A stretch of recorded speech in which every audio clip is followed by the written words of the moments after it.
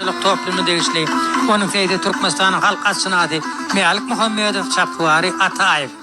Yine beyvanın doğru tanışılan ömürlerinin geçip barıya. İkinci belgedeki yarışa koşulayan Kocada ol canlıları hem de bağıtım diyen atların niyetli. Türkmenistan'ın Korunluk Ministerliğine değişli. Onun feydi Durdumuradov Çapvari Şeyhliyev. Yine Kocada'yı Çapu Yodası'nda dinleyer. Üçüncü belgedeki yarışa koşulayan Bağavat, Tolkun hem de Pervana diyen atların niyetli. Ol Türkmenistan'ın Milli Hoğutluluk Ministerliğine değişli. Bağavat'ın feydi Usta Seyit Toylu Övedov Çapvari, 3. dereceli Çapvar Berdi Muhammedov. Hormatly illeşler, gelini 4. belgedeki yarışa koşulayan at bilenim tanışalayın. Ol Tolkun hem de Şatenimin niyetli temidim. Türkmenistan'ın devlet terhiyat kulluğuna değişli. Onun feydi Usta Seyit Yazmırat Aşerif, Çapvari Yoğuşan Aşerif. 5. belgedeki Menekli, Tavutlu hem de Mendilli diyen atların niyetli. Ol Türkmenistan'ın Energetika Ministerliğine değişli. Onun feydi Muhammedov Çapvari Kerim Merdi Polayev.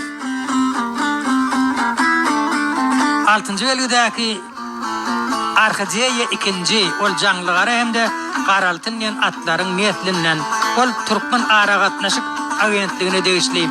Onun feydi Türkmenistan'ın halk asınadı İlmurat Ağamradov Çapvari Devran Berdimuhammedov. 7. belgedeki yarışa koşulayan Mehrivan. Mehrivan'ı öğreyen gayratlı hem de Ovodun diyen atların niyetli.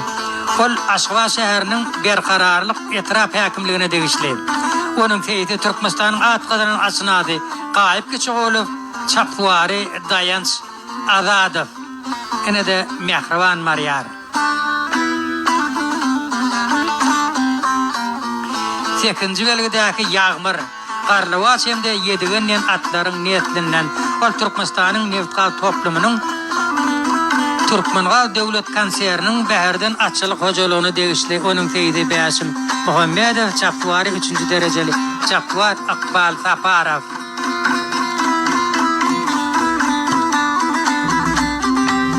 9. belgedeki Soğukgöz Ak Meydan hem de Toy diyen atların niyetlinden ol Türkmenistan'ın Nevtkal toplumunun Türkmengal Devlet Kanserinin Beherden Açılık Hocalığını değişli. Onun feydi 3. dereceli feyid Aşerif Çapvari Usta Çapvar Merdan Feyidov.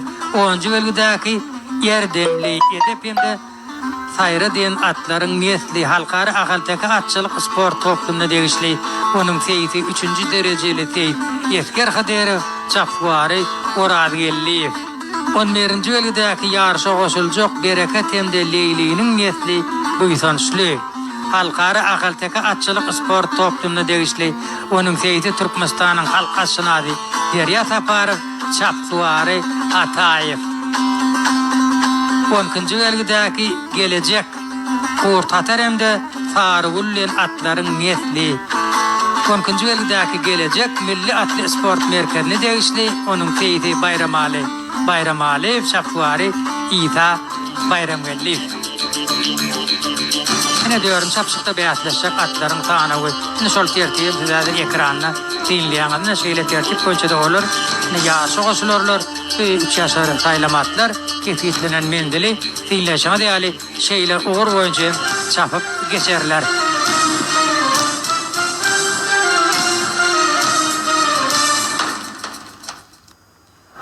Günlerin mehran illeşler. Yine de atlar yol üstüler.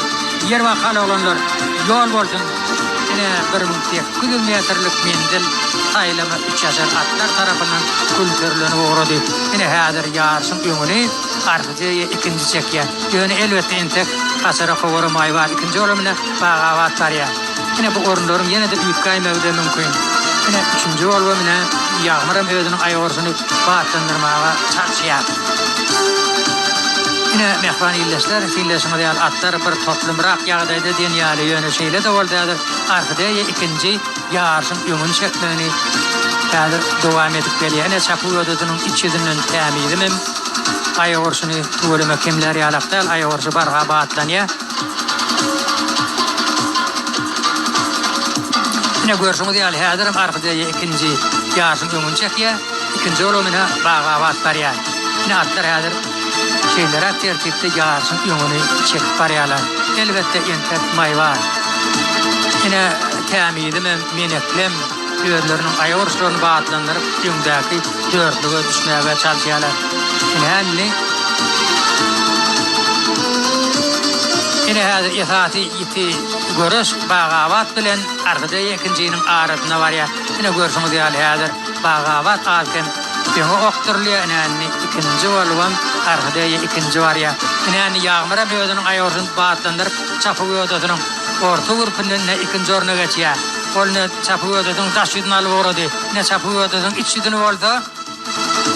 Bağavat alıp var ya. Yine de atlar görüşümüz yani tonkuğurundan doğru yolu süpürüyorlarının ayağırışlarını barka bağıtlandırıyorlar. Çapı yodasını beri veriyen atlar. Yine çapı yodasının içini bağavat alıp geliyor. Yine diyizem çekeleşikli dartkunlu portotlar. Yine bağavat vardı yodasının ayağırışını hasta bağıtlandırıp ağrağını et açıp kellahana birinci olup gelmekte başarıyor. Kellahana ikinci olup yine koca dağı geliyor. Yine meneklem